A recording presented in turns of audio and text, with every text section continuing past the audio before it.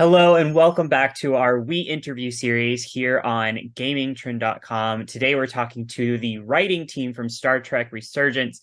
You've probably played some of their work before: Batman, The Enemy Within, Game of Thrones, The Walking Dead, The Wolf Among Us, and more. Dramatic Labs writers Dan Martin and Andrew Grant. How are you two doing today? Great. Thanks for having us on, Adam. Yeah, doing great. Thank you. Very excited to talk to you guys. We said a little bit earlier, I am a Trek fan. You see a lot of Star Wars behind me, but my parents did raise me as a Trek fan as well as a Star Trek fan. So yeah, let's get into it. You all have written for many games now that rely on a narrative where the player controls the ending by making choices throughout the game.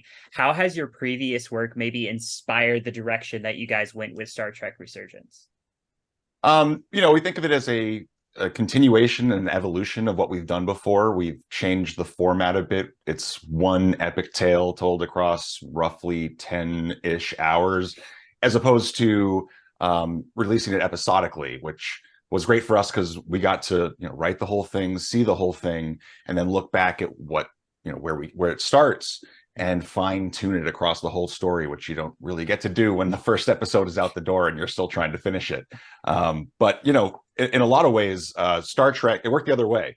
Star Trek inspired a lot of what we did before because it's such a great model for tough moral and ethical choices. And, going back to the original series, Kirk, Spock, and McCoy were this great triumvirate of decision making where Spock and McCoy would pull Kirk in different directions, and there was no right or wrong answer. And that's the thing that we always like to do, is put you in a place where it's not like there's an obvious, oh, this is the way to go, and I'm going to get points for doing this one, and I'm going to lose points for doing that one. It's really about putting the player in control and letting them decide what's right for them. Yeah, we always felt like it was the perfect fit of format and franchise because there are so many shades of gray in Star Trek, and that's something that we always loved and admired. And we came at it as fans, and rather than do sort of like the sort of greatest hits medley of themes and nostalgia from that era, we from the very beginning set out to create a story that would stand on its own, that would be the equivalent of a full season of a show, or maybe even like a full feature-length playable movie experience. But the difference is that you're making the choices, you're shaping the experience for yourself. And for a fan, and we all came at it as huge fans, you're immersed in this world. You're interacting with Spock, you're interacting with Riker. Those aren't spoilers because they're in the trailer. Yeah, they're in the trailers. Yeah, You can, you're exploring the bridge. Like, it's just super fun. that's wonderful. And speaking of being fans, you guys have history on working with IPs with extremely loyal fan bases, such as Batman, Game of Thrones, Walking Dead, and now Star Trek. Was there a stress about, will the fans like this? How do you handle that with your writing process? Because a lot of these fans, you have to be on it. You have to know your Star Trek history. Otherwise, they'll tell you. Yeah, well, I mean, with any franchise that we've worked on before, you have to approach it professionally to some degree and do market research and see what people think about it out there. But for Star Trek, a huge part of our approach was just, what do we want? Because we are fans. For me, Star Trek: The Next Generation was my first appointment viewing at 7 p.m. on Saturdays, way at the top of the UHF dial, channel 56 in Massachusetts. And that was kind of our guiding principle, is which is makes it a lot more fun. It also puts a lot of responsibility on you when it's something you love, you want to get it right. But I think that was absolutely to our benefit in the end. And I have watched all of the series multiple times. I know a lot of people on the crew had, so we had our own sort of backlog of information and expertise already. And then we had a great partnership with Paramount and CBS where there's something we couldn't find or figure out. They had their own experts that we could tap into as well. Wow, that's awesome. Yeah. Yeah, the brain trust at Paramount was really helpful in terms of guiding us, so that because there are so many concurrent stories being told across so many different formats in the Star Trek universe. And so, we wanted to carve out our own space, which informed some of our creative choices, so that you didn't feel bound necessarily by canonical events and you could really shape that experience for yourself. Very nice. Well, speaking of the like narrative aspects of things, when working with two lead characters, how early in the process did you decide, we're going to have two different characters that they can play as? These are the choices we're going to make. And how did that maybe change the process of, the writing angle once you realized, we're not just going to have one character that they're playing, we're going to have two, and they're going to be completely different job titles. Well, it was an early decision that we made, and we had done this kind of thing in previous games that we worked on. Game of Thrones that Andrew and I both worked on used 5 playable characters, I think it was. So we knew early on that we wanted to do that. It opens up some storytelling opportunities because you can, tell one chunk with one POV and then leave a bit of a cliffhanger and then go to the other one, and it kind of propels the player through the story, wanting to always get back to that other story, but by the end of the other chapter you hope that they want to get back to that one, so it's like a page turning novel, hopefully. And also it's just there's so much to this world and so much to being in Starfleet that we wanted to make sure we showed both the side on the bridge and the other side of it, the side that you don't get to see that much, the lower decks. And the show and the episode of TNG, Lower Decks, those are both ensigns. We go even further. We go with enlisted crew.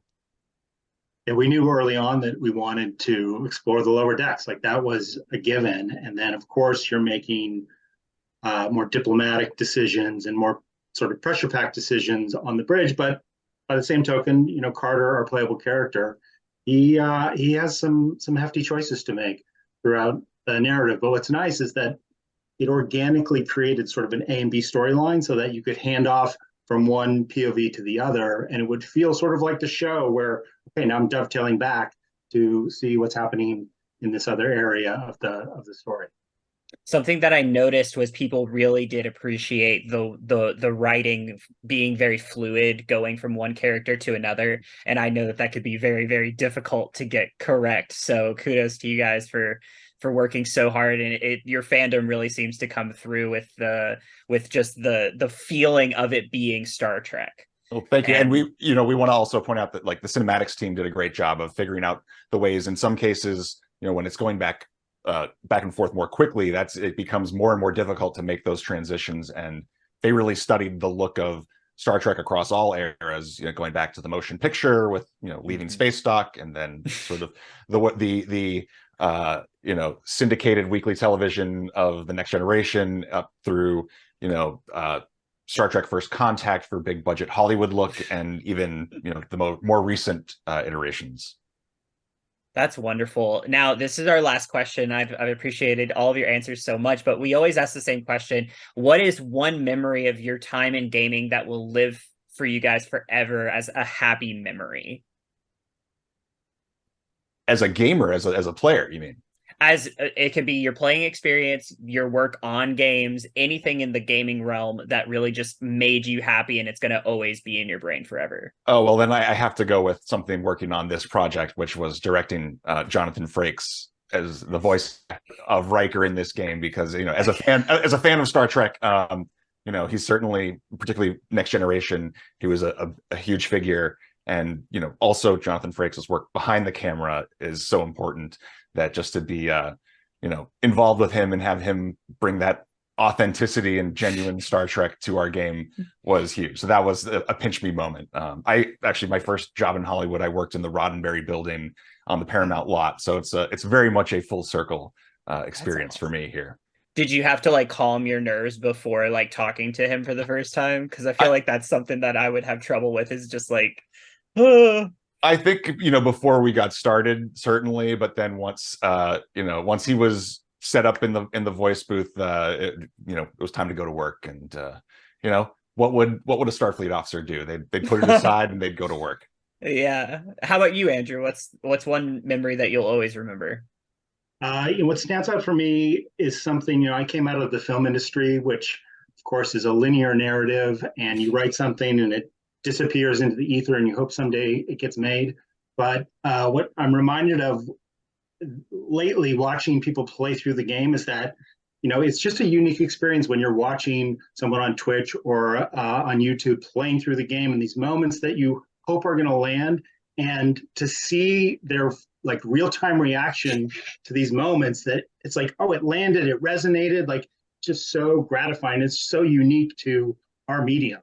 And so that whole process has been really rewarding for us, the writers, and for the whole team, because the fan response has been phenomenal. So you guys have actively watched other people play this game like on Twitch?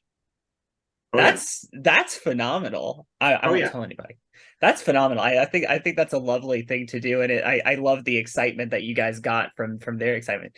Well, thank you guys so much for your time. We appreciate both Dan and Andrew giving us some great answers, and we'll have all of the links to purchase Star Trek Resurgence in the link below. Thank you guys. Thank you, Adam. Thanks for having us.